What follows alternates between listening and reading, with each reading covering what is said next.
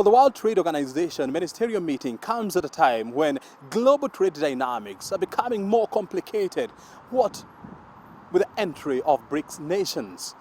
And at the center of all these is China, who is becoming a critical player in the global issues.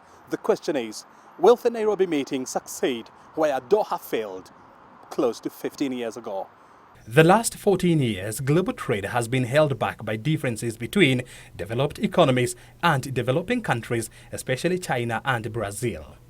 Whereas the United States and the European Union view China as a member of the developed economic class, the Asian giant wants to belong to the category of developing economies where Kenya, South Africa, Brazil, Swaziland and other countries fall under.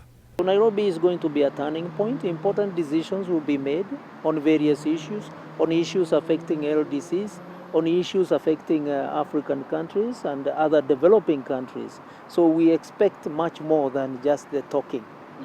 In the year 2000, China joined the World Trade Organization, and during the Doha meetings, it was considered as a new member without much influence. Today, China is shaping the global trade, and it is planning to expand her influence in the Nairobi meeting.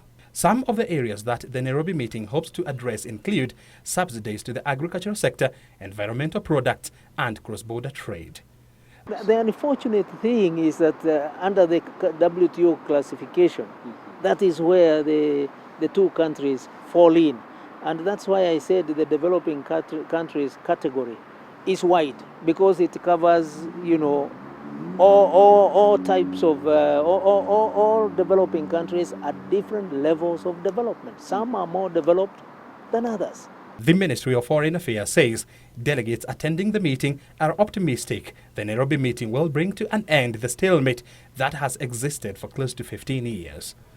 Experts argue that the longer this negotiating stalemate endures, the more the WTO's foundations will crumble, particularly the much-prized jewel in its crown, the dispute settlement system.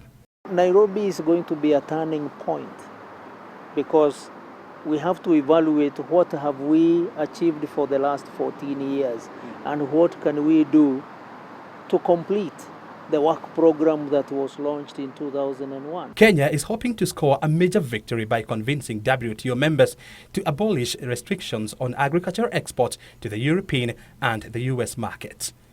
Kenya is the leading exporter of horticulture products to the EU. The Nairobi Ministerial Conference meeting is expected to bring closer to 7,000 delegates to Nairobi.